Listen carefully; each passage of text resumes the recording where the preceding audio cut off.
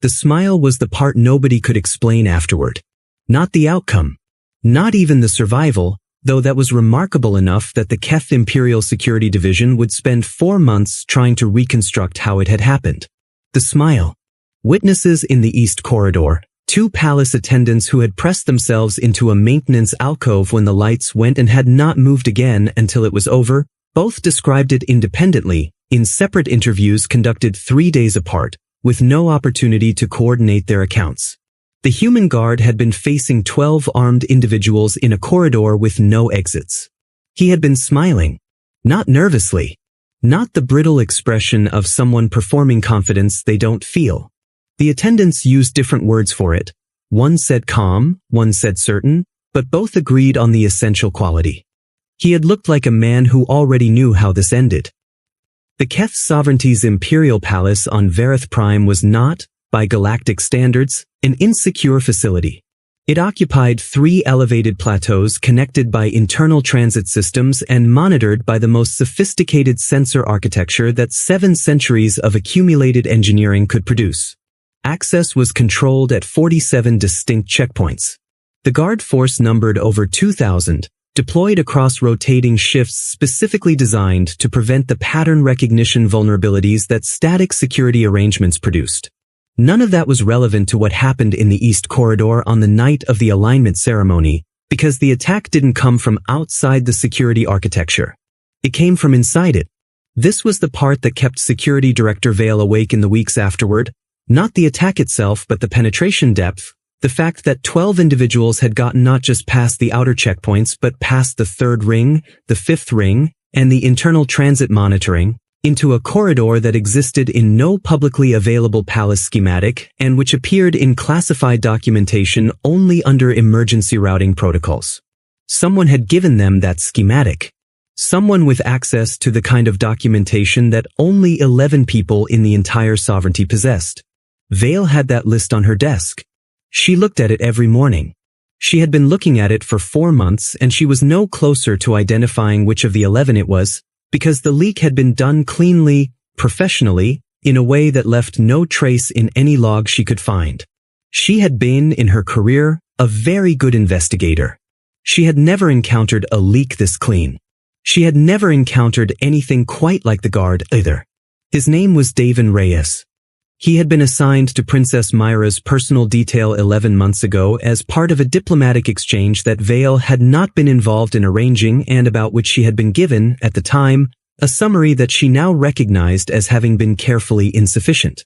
Human guard. Standard diplomatic posting. Personal escort function, ceremonial emphasis. The summary had used the phrase limited combat role twice. She read that phrase now and felt the specific discomfort of having believed something that had turned out to be precisely wrong. David Reyes had arrived at the palace with 2 pieces of personal luggage, a data tablet, and the kind of quiet that people sometimes mistake for emptiness. He was not tall, by Keth standards or by most standards. He was not physically imposing. The Keth guards who had processed his arrival security check had noted his measurements with professional thoroughness and filed them under baseline human, unremarkable. He had passed every security evaluation, every psychological assessment, every background verification without a single anomalous result. He had been assigned to the princess's detail and he had done his job. Walked the perimeter during formal events. Stood at doors during private meetings. Accompanied Princess Mira through public engagements with the steady, unobtrusive presence of someone who understood that good protection is mostly invisible. The princess had not liked him at first.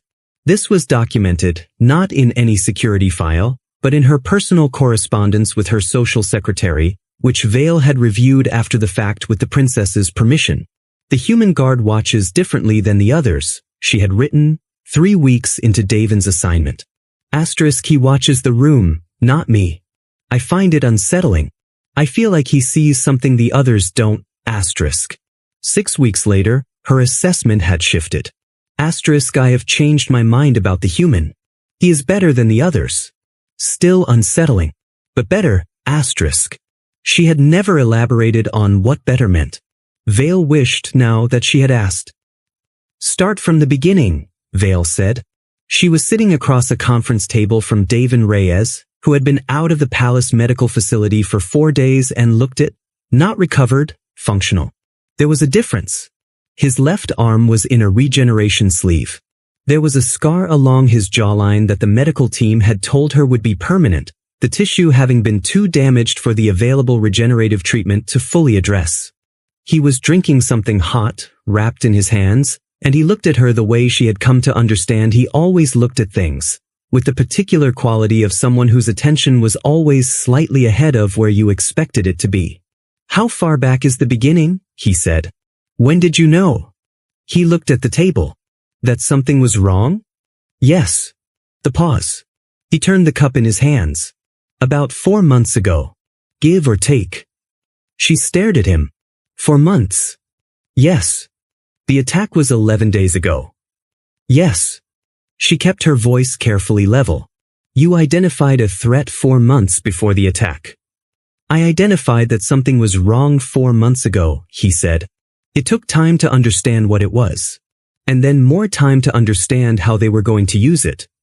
He paused. "And more time to figure out what I could do about it." "You didn't report it?" He looked at her directly. "No." "Why not?" The pause before his answer was long enough that she almost repeated the question. Then he said, "Because the leak was in your security apparatus. I didn't know where. And I didn't have enough to prove anything. And if I reported a threat I couldn't substantiate and couldn't source, the most likely outcome was that whoever had already gotten inside your system would know they'd been noticed." "And if you were wrong," she said, "if there was no threat? Then nothing happened and I looked paranoid," he said. "I could live with that." "You could have been killed."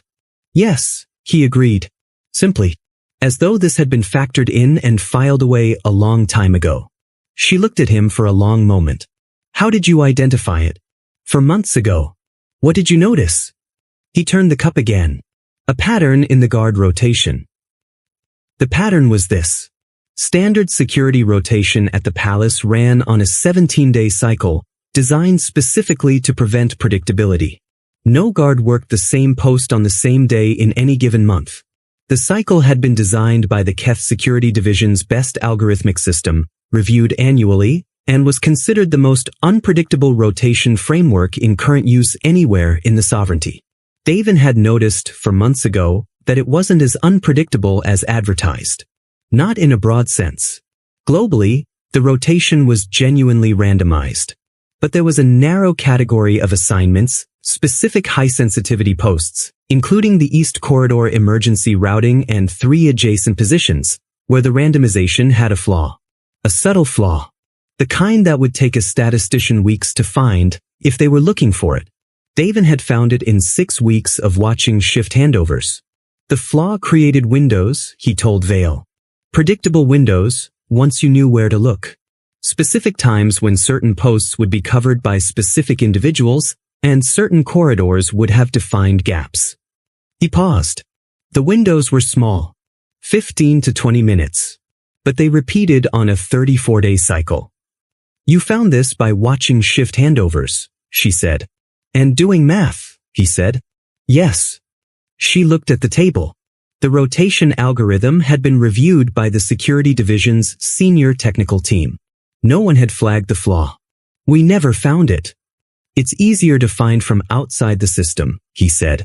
"People inside systems learn to see them as correct. It's harder to question something you built." The pause.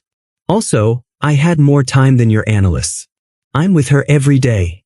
I have nothing else to do but watch." "You have nothing else to do but watch," she repeated. "That's the job," he said. "The real job." She thought about the summary she'd been given. Asterisk limited combat role. Ceremonial emphasis. Asterisk, what did you do with the pattern once you found it? "I started watching who used it," he said. What Daven had found over the following months was that the windows in the rotation were being used. Not consistently. Not obviously. But twice, 3 weeks apart, he had noticed personnel in the East Corridor zone at times that didn't correspond to logged assignments. Personnel he didn't recognize. He hadn't confronted them. Hadn't reported them. He had memorized their faces and their movement patterns and gone back to his post. Then he had started watching the princess more carefully. There was a threat assessment review 6 weeks before the attack, Vale said. You were in the briefing. Yes. You said nothing. The briefing concluded there were no credible internal threats, he said. I didn't have credible evidence yet. I had suspicions. Faces I didn't recognize in a corridor. A pattern in a rotation. He looked at her. If I had stood up in that briefing and said what I suspected, with the evidence I had at that point, what would have happened? She knew the answer. She didn't want to say it. You would have been taken off her detail pending review, he said. Standard protocol for a guard reporting unsubstantiated internal threat suspicions. I'd have been removed from the one position where I could do something about what was coming. So you stayed quiet. I stayed quiet and I prepared, he said. Prepared how? He was quiet for a moment. There's a lot to cover, he said. How much time do you have? The preparation, as Vale eventually pieced it together from Davin's account and the physical evidence the forensics team had catalogued in the East Corridor after the fact, had been methodical in the way that only becomes visible in retrospect. He had walked every emergency routing corridor in the palace over a period of 3 months. Not all at once. A few minutes here, a different route there, always within his authorized access zone, always when it was incidental to a legitimate task. He had built, in his head and on the data tablet that palace security had never thought to examine because data tablets were personal property and searching personal property required cause, a complete mental map of the East Wing's emergency architecture that was more accurate than the palace's own documentation in 3 specific areas where construction modifications had not been fully updated in the official schematic. You mapped the palace, Vale said. Unofficially. Over 3 months. I mapped the parts that mattered, he said. How did you know which parts mattered? The rotation flaw pointed to them, he said. The windows converged on the East Corridor and the 2 adjacent sections. So I focused there. She thought about the official palace schematic, the one that the attackers had apparently been given. The one that showed the East Corridor as a dead end, with no adjacent routing except the main access. The modifications that Davin's unofficial map had captured showed something different. A maintenance access point, updated 2 years ago, that connected the East Corridor to a service transit route that ran parallel to the main East Wing infrastructure. It appeared on no schematic that any person with access to the classified documentation would have seen, because the modification had been made by a contractor operating under a separate authorization chain, and the documentation had never been consolidated. The attackers had gone in with a schematic that was almost right. Almost. They didn't know about the maintenance access, Vale said. No. You did. Yes. She thought about 12 individuals entering a corridor they believed was a dead end with no exits, because their information was 11 months out of date and the one person who knew the current layout was standing between them and the princess. You knew when they came in that they didn't know about it, she said. I was reasonably sure, he said. Not certain. But sure enough. He turned the cup again. Sure enough. Here is where Vale's reconstruction of events had initially gone wrong, in a way that mattered. Her first reading of the corridor footage. The sensors had been disrupted but not eliminated. The attackers had managed to kill the primary feed but not the secondary backup running on a separate power circuit, had suggested that Davin had positioned himself between the princess and the attackers and held that position. This was true.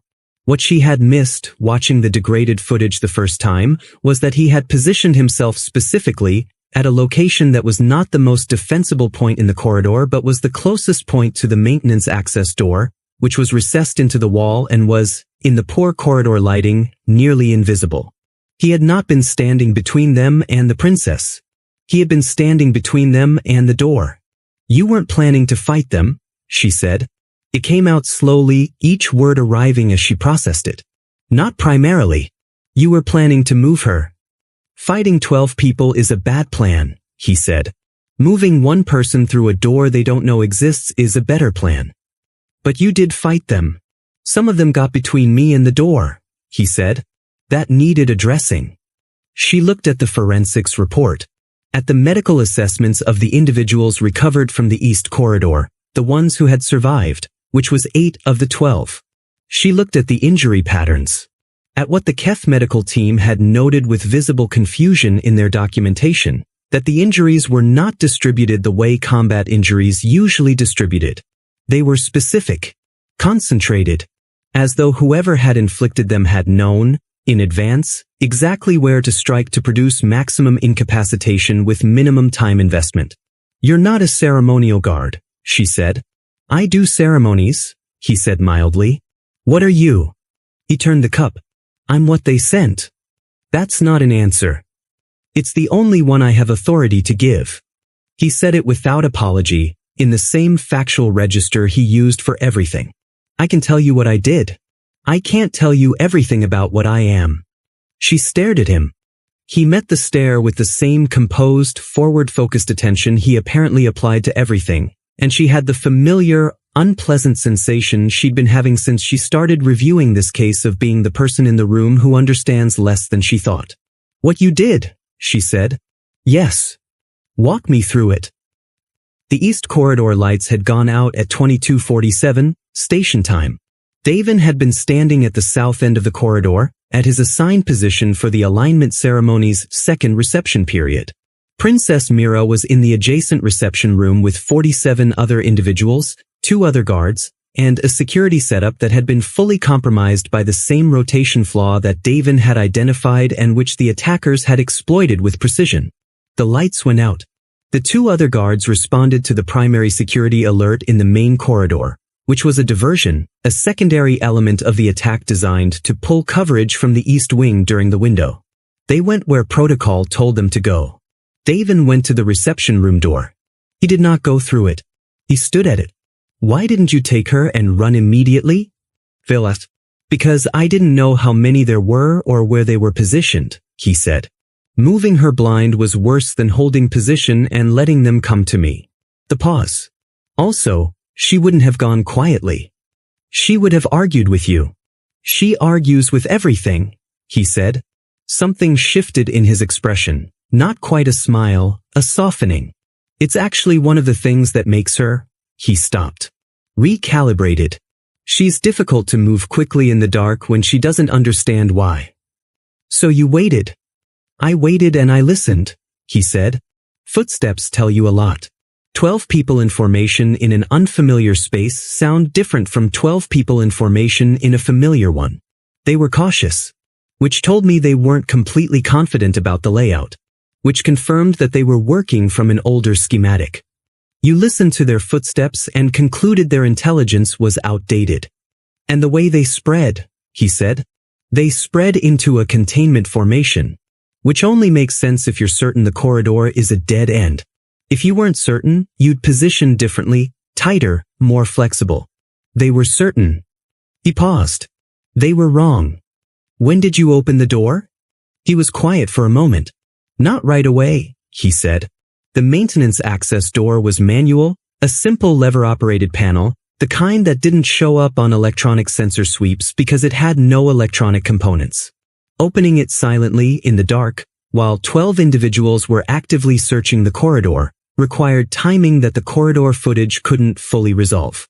What the footage showed was a 17-second gap between the attackers entering the corridor and the moment the sensors registered the first physical altercation. 17 seconds during which nothing on the degraded feed was legible. What Vale had initially assumed, Davin had been holding position, waiting. What the forensic reconstruction now suggested.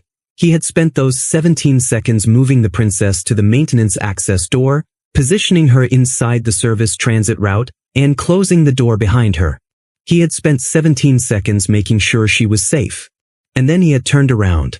"You sent her through and then you came back," Vale said. "Yes." "You came back into the corridor." "Yes." She looked at him. "Why?" He turned the cup in his hands. He looked at it for a long moment.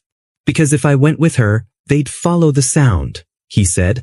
The service transit route runs parallel to the main East Wing corridor for 60 meters before it branches. Sound carries through the partition. He paused. "If I went with her, they'd follow. If I stayed, they had a reason to stay too." "You stayed to give her 60 meters, Vale said. "And time," he said. 60 meters and enough time." How much time did you need to give her? 3 minutes and 40 seconds, he said. From the maintenance door to the transit junction where the route branches into 3 directions and sound differentiation becomes impossible. I timed it. He paused. 7 times over 3 months. 7 times. She thought about him walking that route quietly in the margins of legitimate movement, building the data. Not preparing to escape through it himself. Preparing to know exactly how long he needed to buy. 3 minutes and 40 seconds. How many of them reached you before the security response arrived? She said. All of them, he said. Eventually. She looked at the forensics report again. At the injury assessments.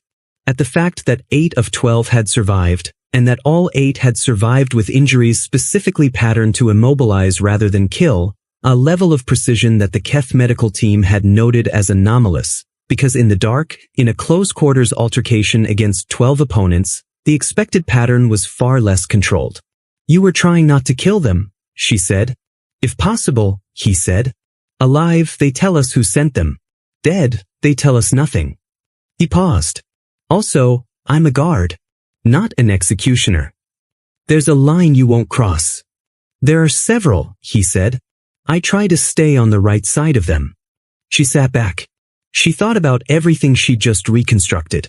About the months of silent preparation. About the map in his head. About the rotation flaw he'd found and the schematic discrepancy he'd identified and the 17 seconds and the 3 minutes and 40 seconds he'd needed to buy and the fact that he had bought them at a cost she could read in the regeneration sleeve and the permanent scar, and that the princess had been in the transit junction before the security response had even been fully activated. The smile, she said. He looked at her. The attendants in the maintenance alcove. They said you were smiling when the attackers were in the corridor. He was quiet for a moment. Was I? He said. Were you? He turned the cup one more time. Maybe, he said. I'd been preparing for 4 months. I knew where the door was. I knew how long she needed. I knew they didn't know about it. The pause. I don't know that I was smiling, but I knew how it ended. I knew before they came in. He looked up. That's probably something. Vale filed her reconstruction report 6 weeks after the attack. It was thorough. It covered the rotation flaw, the penetration pathway, the schematic discrepancy, the preliminary intelligence suggesting the internal leak originated with one of the 11 cleared personnel, an investigation still active, still agonizingly incomplete. It covered Davin's 4 months of silent preparation, the maintenance access door, the timing. Covered the smile. She included it because she felt it was evidentiary.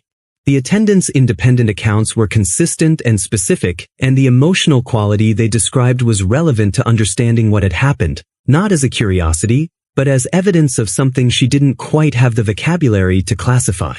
She had interviewed Davin 5 times over 6 weeks. She had, in that time, come to understand that there were things about him that resisted her investigative framework. He was not evasive. He answered her questions with complete directness. He did not perform modesty about what he'd done, but he maintained consistently that the most he could tell her about what he was what they sent, and that the authority to say more wasn't his. She had made inquiries through diplomatic channels. The responses she received were professionally courteous and carefully incomplete, in a way that she recognized as intentional. The human diplomatic services knew what Davin was. They were not going to tell her. She had accepted this, eventually, the way you accept things that are above your clearance level, not happily, but practically. What she could say in the report was what the forensic and interview evidence supported. She had said it as plainly as she knew how. Guard Reyes identified a systemic flaw in our security rotation that our own technical team missed. He independently charted the physical layout of a restricted corridor network more accurately than our official documentation. He identified an active threat 4 months before its execution, correctly assessed that reporting it through official channels would compromise his ability to respond, and instead spent 4 months in silence, preparing, watching, mapping escape routes and timing their transits and waiting. When the attack came, he made one decision and executed it completely. He put the princess through a door they didn't know existed and then went back. He went back. Asterisk, I have spent 6 weeks trying to classify this behavior in terms of our security doctrine, our guard training frameworks, our threat response protocols. It does not classify. It does not fit any category we have for what a guard does when faced with these conditions. Asterisk. Asterisk, the closest framework I have found is not in our security literature. It is in human historical material, conflict accounts, personal testimonies, operational records from environments so far outside standard parameters that most of our analysis tools simply return no result. Asterisk. The pattern there is consistent with what happened in the East Corridor. In every case I found, the human account of why they went back, why they stayed, why they held a position that reason said was untenable, was the same. Not strategy. Not calculation. Someone was still in the room. Asterisk, I do not know how to write a security doctrine around this. I do not know how to train for it or replicate it or systematize it. I know only that it worked, that it has worked in every historical case I found, and that the smile the attendants described, the certainty, the calm, the look of a man who already knows how this ends, was not bravado. Asterisk. He knew how it ended because he had already decided. He had decided 4 months ago, when he found the rotation flaw and looked at the princess in the corridor and understood that something was coming and that he was the one who was going to be between it and her. He had decided, and then he had prepared, and then he had waited, and when the moment came he had been ready in a way that 12 armed individuals, who had prepared their own plan for months with the assistance of inside intelligence, had not anticipated. They had not anticipated it because they had not modeled for the specific possibility that the guard they were facing had already accepted the cost before the encounter began. He was not fighting for his life. He was buying time for someone else. Those are different fights. One of them has an upper limit. The other one doesn't. Princess Mira read the report 3 days after it was filed. She had been given access at her own request, which Vale had approved without hesitation. She came to Vale's office afterward. She sat across the desk and she was quiet for a long moment. I didn't know he'd been watching for 4 months, she said. No. He never said anything. No. Every day. 11 months. He was always just there. She looked at her hands. I wrote in a letter that he watches differently. That he watches the room, not me. I read that, Vale said quietly. He was watching for it, she said. The whole time. From the first week he was there, probably. She paused. He was watching for what was coming. Yes. And when it came he went back. Her voice was controlled. Very controlled. He put me through a door and went back. Yes. He didn't have to. Vale thought about this. About how to answer it honestly. He would say he did, she said. From everything I know of him. Because he'd decided. Yes. The princess was quiet for a long time. He's still in the medical facility, she said. I've been to see him. She stopped. He doesn't talk much about what happened. He talks about what comes next. Whether the rotation flaw has been corrected. Whether the investigation has a lead on the leak. The pause. He asked me if I was all right. 3 times. In 3 different visits. He's a guard, Vale said. He's more than that. He would disagree. The princess looked at her. I know. Something in her expression, not quite grief, not quite awe, something between them that didn't have a clean name. That's actually the part one can't get past. He would disagree. He would say he did his job. He would say it was the correct decision. He would say, she stopped. He would say the math worked out. 3 minutes and 40 seconds. He timed it 7 times. Yes. He timed it 7 times, she said. Over 3 months. Quietly. By himself. While we were all, she looked at the window. At the palace grounds visible beyond it. I have people who love me. I have guards who would give their lives for the sovereignty, for their honor, for their oath. I have never had, I didn't know you could, she stopped again. She did not finish the sentence.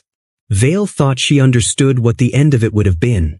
She didn't know you could have someone who timed the route 7 times. Not for the sovereignty. Not for honor. Not for an oath. Because someone was going to need 60 meters and 3 minutes and 40 seconds, and he was going to be the one to buy it. The leak was identified 9 months later. One of the 11 cleared personnel, a senior logistics officer with a 17-year record, no prior disciplinary history, and a connection to the attacking organization that ran through 3 intermediaries and had taken the investigation team most of those 9 months to fully trace. The case went to trial. The verdict was what the evidence warranted. David Reyes remained on Princess Myra's detail through all of it. His assignment was formally reclassified, not at Vale's recommendation, though she supported it, but at the princess's direct request. The reclassification changed the official designation from limited combat role, ceremonial emphasis, to a title that didn't translate precisely from the human diplomatic documentation, but which the Keth security framework rendered, as closely as possible, as primary. He was still quiet. He still watched rooms. The scar on his jaw was permanent. He had been right about that too. 3 years after the East Corridor, Vale was reviewing a routine security intake form when she found, in a documentation footnote, a reference to the human diplomatic exchange program through which David had been posted to the palace. She had never, in 4 years of working with the aftermath of that night, done a thorough review of that exchange program. She did one now. The program had been running for 11 years. It placed human guards, always individual guards, never teams, with high-value conclave-affiliated principals across the outer and inner reach. The placement documentation described it as a cultural exchange initiative, which was technically accurate and thoroughly incomplete. She found the selection criteria. They were not what she expected. The program did not select for combat record, though combat record was relevant. It did not select for physical capability, though physical capability was assessed. The primary selection criteria, weighted highest in the evaluation framework, were observational persistence, independent threat analysis, pre-commitment tolerance, and willingness to accept asymmetric cost. She read pre-commitment tolerance several times. She looked it up in the program's internal glossary. The capacity to accept the personal cost of a decision before the decision is required, so that when the moment arrives, the decision has already been made. She sat with that for a long time. She thought about 4 months of silence, 7 timed transits, a rotation flaw that nobody else had found, a smile in a dark corridor. She thought about what pre-commitment tolerance looked like from the outside, from the perspective of 12 individuals who had planned carefully, who had inside intelligence, who had done everything correctly and had still found, in the corridor, something they hadn't planned for. Not a guard who might fight them. A guard who had already decided, months before they arrived. She thought about the words limited combat role, ceremonial emphasis, and she thought about all the things that phrase had been designed to make a reader conclude, and all the things it had left, very deliberately, unsaid. She thought about a diplomatic exchange program running for 11 years across dozens of postings, quietly, without drawing attention, placing individuals with the specific and unusual capability of deciding something completely, irrevocably, in advance, of walking into situations that hadn't happened yet and accepting their cost before the cost was asked. She thought about how many postings, how many principals, how many dark corridors with no exits where someone who had already decided was standing between what was coming and the person who needed 60 meters and 3 minutes and 40 seconds. She did not know the answer. She suspected the answer was larger than she could see from where she was sitting. She filed her review. She closed the file. She thought for a long time about the smile, about what it meant to face something terrible with the specific calm of a person who has already paid the price, who paid it months ago, quietly, in a maintenance corridor on a Tuesday, 7 times, with a timer running. About what kind of species produces people like that. About whether produces was even the right word, or whether what she was looking at was simply what you got when a civilization spent long enough living with the understanding that the worst moments don't announce themselves, they just arrive, and the only people who are ready for them are the ones who decided to be ready before they needed to be. Not heroes. Not soldiers. Not people with a death wish or a martyr's need for meaning. Just people who understood, in the specific and functional way that only comes from practice, that deciding to pay the cost in advance means that when the corridor goes dark and there is no exit and 12 people are between you and the door, you are not afraid, because you already chose, and you are still choosing. and you will be choosing long after every rational calculation has concluded there is no point in continuing to choose. That is the part, Vale thought, that 12 professionals with inside intelligence and months of preparation had failed to put in their model. Not the capability. The choice. Made months before they arrived. Still being made, in a dark corridor, against everything reasonable.